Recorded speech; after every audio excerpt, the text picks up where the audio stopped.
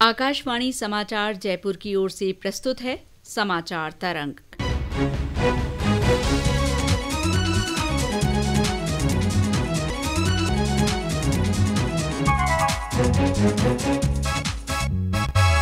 नमस्कार श्रोताओं, अभिवादन स्वीकार कीजिए शीला चावला का। श्रोताओं, राज्य में चुनावी मौसम मतदान संपन्न होने के साथ ही मंद पड़ गया है, लेकिन शादी ब्याह का मौसम पूरे परवान पर है। इस मौसम के दौरान कई तिथियां ऐसी भी आती हैं जिनमें लोग बिना पंडित से पूछे या कोई मुहूर्त निकलवाए बिना ही अपने बेटे बेटियों की शादी कर देते हैं, और ऐसे में कच्ची उम्र वाले बच्चों के विवाह की भी आशंका रहती है। कच्ची उम्र में विवाह या बाल विवाह न हो, ये आपकी हमारी पूरे समाज की जिम्मेदारी है। बाल विवाह से किस तरह के नुकसान होते हैं, इस बारे में क्या कानून है, सरकार की तरफ से क्या प्रयास हो रहे हैं, इसी पर आज हम समाचार तरंग में बात करेंगे। हमारी आज की मेहमान है समाजशास्त्री प्रोफेसर ऋतु सारस्वत। प्रोफेसर ऋतु सारस्वत, आपका आकाशवाणी के स्टूडियो में बहुत बहुत स्वागत है। बहुत धन्यवाद। मेरा सौभाग्य है कि आज इस बातचीत में मैं आपके साथ हूँ।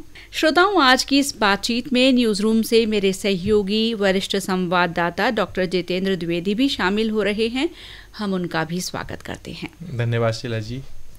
प्रोफेसर ऋतु, आज जब समय और समाज आधुनिकता की तरफ बढ़ रहे हैं, तो ऐसे समय के दौरान भी बाल विवाहों की आशंका क्यों बनी हुई है? क्या कुरीतियां इसकी वजह हैं, या किसी तरह के सामाजिक आर्थिक दबाव होते हैं, या कोई और अन्य समस्याएं होती हैं? क्या कारण है? देखिए, सामाजिक और आर्थिक दबाव तो हैं ही, लेकिन आज भी भारत की जब बात होती है ना, तो भारत का लगभग 70% जनसंख्या आज भी ग्रामीण अंचलों में रहती है।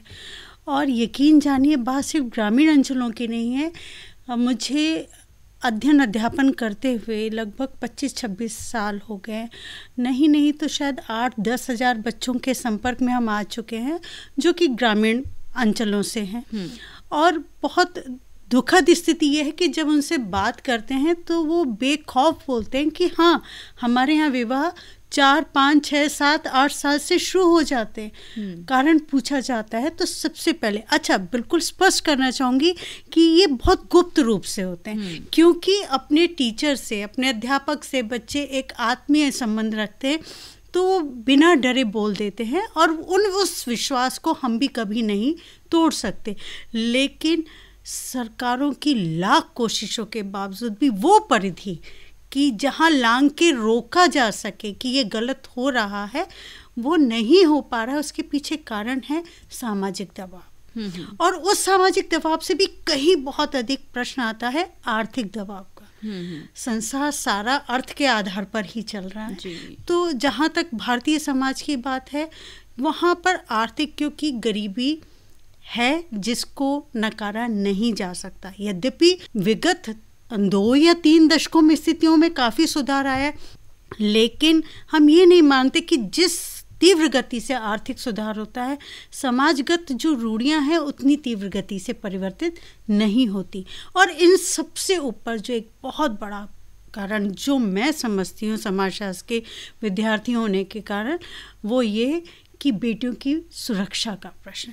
प्रोफेसर ऋतु, अभी पिछले 3-4 दशक के अंदर हमारे यहाँ से पूरे देश के अंदर शिक्षा का प्रसार भी बढ़ा है, शिक्षा की पहुँच बढ़ी है, और लोगों की सोच में भी बदलाव आया है। कई प्रकार के कानून भी बने हैं। तो स्थितियाँ तो निश्चित रूप से पिछले विगत 3-4 दशकों में सुधरी है। तो शिक्षा होने के बावजूद भी और इतने सारे कानून आने के बावजूद भी आपने एक कारण बताया कि एक आर्थिक कारण एक बड़ा कारण है।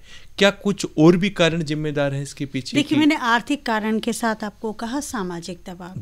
जहाँ ग्रामीण अंचलों में ये विवाह होते हैं, वहाँ परिवार की भूमिका से अधिक जो गांव में जिसे कहना चाहिए डोमिनेट क्लास है ना, वो क्लास अपना एक महत्वपूर्ण रोल प्ले करती है। वही समाज की मर्यादा की सीमाओं को भी निश्चित करती है। तो कहीं ना कहीं ये सामाजिक दबाव बहुत अधिक रोल प्ले करता है।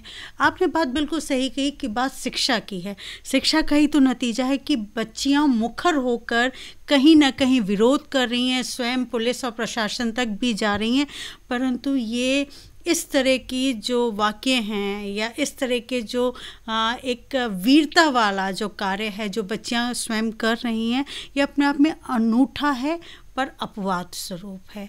पर यकीनन आपने जो बात कही है कि विगत 2 या 3 दशकों में स्थितियों में परिवर्तन आया है, परंतु ये बहुत एक विचारणीय प्रश्न है कि बात जब बाल विवाह की होती है, मैं बहुत क्षोभ से और बहुत दुख से इस बात को कहती हूँ कि चाहे समाजशास्त्रियों का जमघट हो या बड़े बड़े मंचों से उभरने वाले स्वर हों, जब बाल विवाह की बात होती है तो हमारे मन मस्तिष्क में सिर्फ बच्चियां दिखाई देती हैं, जबकि इस बाल विवाह में सम्मिलित बालक भी हैं, लड़के भी हैं, उनके बारे में कोई बात ही नहीं करता है ना। और अगर उनके बारे में बात नहीं करता तो हम लैंगिक समानता कहाँ बात करें। लैंगिक समानता का कदापि तात्पर्य ये नहीं है कि लड़कियों को समानता मिले। लैंगिक समानता का तात्पर्य ये है कि लड़के और लड़की को बिना किसी भेदभाव के इक्वल प्लेटफॉर्म पे देखा जाए। तो आज इस मंच से मैं ये प्रार्थना करती हूँ मेरे सुनने वाले सभी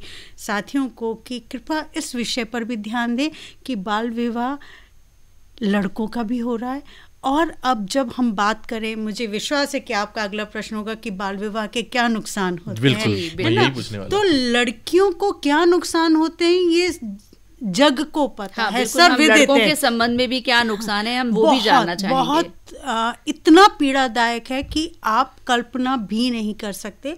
आप कल्पना कीजिए कि एक जो ये समस्त दायित्व एक 16 साल के बच्चे या 17 साल के लड़का, जब वो स्कूल जाने की अवस्था है, जब उसकी अपने सपनों को साकार करने की अवस्था है, तब अचानक से घोषित कर दिया जाता है कि आप विवाह के बंधन में बंध जाएं। और उसके स्वर, उसके विरोध के स्वर वो सामाजिक दबाव के कारण किसी को सुनाई नहीं दे रहे, समाज के विकास को रोकने का एक बहुत बड़ा कारण है।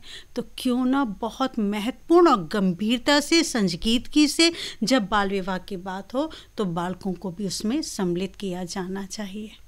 तो प्रोफेसर ऋतु, हम ये भी जानना चाहेंगे, आपने बताया कि इसके आर्थिक दुष्परिणाम भी हैं, इसके स्वास्थ्य पर, बालक और बालिकाओं के स्वास्थ्य पर किस प्रकार के दुष्परिणाम होते हैं? देखिए, मैं यहाँ साइंटिफिक लैंग्वेज, मेडिकल लैंग्वेज की बात इसलिए नहीं कर रही हूँ क्योंकि मेरे सुनने वाले मेरे साथी, मेरी बहनें वो हैं जो एक आम भाषा को समझ सके, और मैं उनके दिल तक जुड़कर ये बात बताना चाह रही हूँ कि बच्चियों का गर्भ लगभग 20 साल तक इतना परिपक्व नहीं होता। गर्भ मतलब जहाँ वो अपने बच्चे को पालेगी, धारण करेगी, तो वो जब गर्भ इतना मजबूत नहीं होता तो वहाँ धारण किए जाने वाला बच्चा बहुत कमज़ोर पैदा होता है, उसके जीवन की समाप्ति की संभावना बहुत अधिक बढ़ जाती है। और सेम यही प्रक्रिया उसकी माँ के साथ होती है। 21 साल की आयु के बाद जो बच्चियां माँ बनती हैं उनके बच्चे बहुत स्वस्थ होते हैं, उनकी आयु अधिक होती है और उनकी माँओं की आयु भी अधिक होती है। उनकी जीवन जो प्रत्याशा है वो बहुत अधिक होती है बनस्पत उनके जो 20 साल से पहले माँ बनती हैं। ये तो बात हुई लड़कियों की। और जब बात लड़कों की होती है तो यकीनन उनके हम जो शरीर की बात करें वहाँ बहुत अधिक कोई घातक प्रभाव नहीं पड़ रहा है, परंतु ऐसे बच्चे जो बहुत अल्प आयु में, यहाँ किशोरावस्था में जो पिता बन जाते हैं, उनके ऊपर एक गहरा मानसिक दबाव होता है। और ऐसे बच्चों के अवसाद में जाने की, जो जिन्होंने जन्म लिया है उनकी बात नहीं कर रही, जो पिता बने उन किशोर पिताओं के अवसाद में जाने की संभावना बहुत अधिक होती है। कि हमने कारणों के बारे में बात की कि क्या कारण रहे हैं जो बाल विवाह अभी भी होते हैं।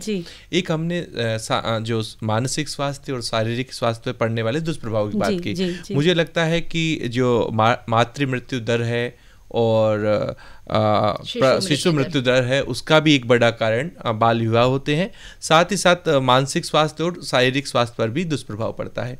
तो जब हमने कारण जाने, अब हम ये भी जानना चाहेंगे आपके कि किस प्रकार आज भी जो ये कुरीति हमारे समाज में चल रही है या ये हमारी जो सामाजिक व्यवस्था है, हम इसको किस प्रकार परिवर्तित कर सकते हैं और ये जो हमारी चुनौती है इससे हम कैसे निजात पा सकते हैं? देखिए, मैं पुनः कहती हूँ, बात सिर्फ बाल विवाह की नहीं है। समाज से संबंधित अगर कोई भी समस्या है तो वो किसी जादुई छड़ी से दूर नहीं हो सकती। पहले तो इस अवधारणा को, इस कॉन्सेप्ट को दूर करने की ज़रूरत है।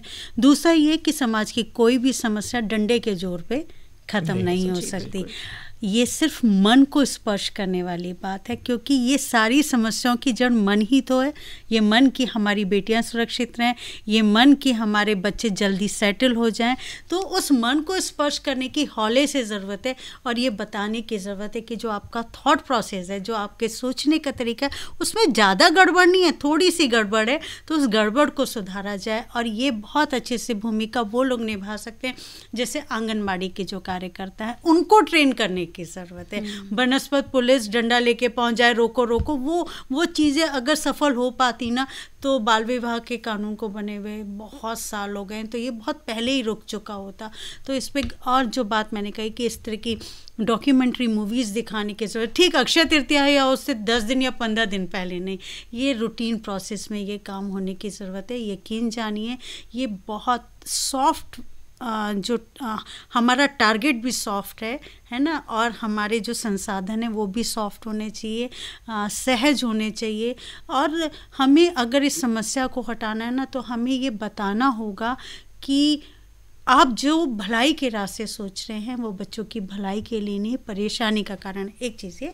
दूसरा, वैसे तो विभिन्न राज्य सरकारें और केंद्र सरकारें समय समय पे ये प्रावधान करती आई हैं, क्योंकि बात आर्थिक असुरक्षा की है, जहाँ ये लगता है कि बच्ची के पैदा होते ही कि उसकी बच्ची ने जन्म लिया और उसके विवाह के बारे में सोचना जो शुरू कर देते हैं।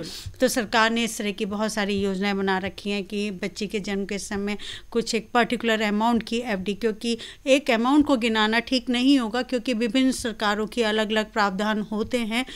कई बार 5,000, 10,000, 21,000, 31,000, और वो बच्ची जब परिपक्व आयु में पहुँच जाती है तो एफडी मैच्योर। ये एक बहुत अच्छी स्कीम है। हाँ, अगर इसकी राशि को थोड़ा बढ़ा दिया जाता है तो इसके यकीनन बहुत पॉजिटिव इम्पैक्ट पड़ेंगे, क्योंकि आर्थिक सुरक्षा ही इस तरह से पेरेंट्स को प्रवोक करती है ये काम करने के लिए। और इसमें एक महत्वपूर्ण भूमिका, देखिए, भारत अर्थात जाति है ना, जाति और भारत को अलग नहीं किया जा सकता। तो जो जातिगत समूह हैं और उनके जो लीडर हैं, जो नेतृत्व करते हैं, उनको कॉन्फिडेंस में लेने की बहुत अधिक ज़रूरत है। तो उनको अगर नेतृत्व को शामिल कर लिया, जो लोकल नेतृत्व हैं, जो चुने हुए नेतृत्व की बात नहीं करी, वो नेतृत्व जहाँ गांव के लोग उनकी बात सुनते हैं, वो बुजुर्ग लोग हैं जिनकी बात सुनी जाती है, उनको अगर हमने विश्वास में लिया, उनको हम समझाने में कामयाब हो गए, तो यकीन जानिए सिर्फ एक दशक, आने वाले 10 सालों में बाल विवाह समूल नष्ट हो सकता है। लेकिन सिर्फ सॉफ्टली इस चीज़ को हैंडल करना होगा। प्रोफेसर ऋतु, रेडियो की जो पहुंच है वो सुदूरवर्ती गांवों तक है, तो अब जबकि एक बहुत ही अबूझ सावा अक्षय तृतीया, जिसे आखा तीज कहा जाता है, वो बिल्कुल पास में है, तो आप ऐसे मौके पर क्या संदेश देना चाहती हैं आमजन को? बेटियां देवी हैं, और जिन देवी के पाँव को हम स्पर्श करते हैं, जिनकी हम पूजा करते हैं, तो प्लीज़ आप अपनी देवियों को पूजें इस रूप में कि उनका विवाह तब करें जब उनका जीवन सुरक्षित हो जाए, और उनका जीवन तब सुरक्षित होगा जब वो शिक्षित हो जाएंगी। तो इंतज़ार कीजिए, अपनी देवियों को लगभग 18-19 साल का तो होने दीजिए और तब उनका विवाह कीजिए। आप अगर ऐसा करते हैं तो असल मायने में देवी उपासक हम तभी होंगे। जी, धन्यवाद प्रोफेसर ऋतु। आपने एक गंभीर विषय पर बात करने के लिए आकाशवाणी को समय दिया, आपका बहुत बहुत आभार। मैं भी आपकी आभारी हूँ, धन्यवाद। श्रोताओं, आप भी इस बारे में सजग रहिए और इस कुरीति को समाप्त करने में अपनी जिम्मेदारी बखूबी निभाएं। अभी के लिए इतना ही। शीला चावला को अनुमति दीजिए। नमस्कार। कार्यक्रम के संपादक मनीष मीणा, तकनीकी सहयोग रहा सुप्रिया बनर्जी का, और प्रस्तुतकर्ता रामनाथ मीणा।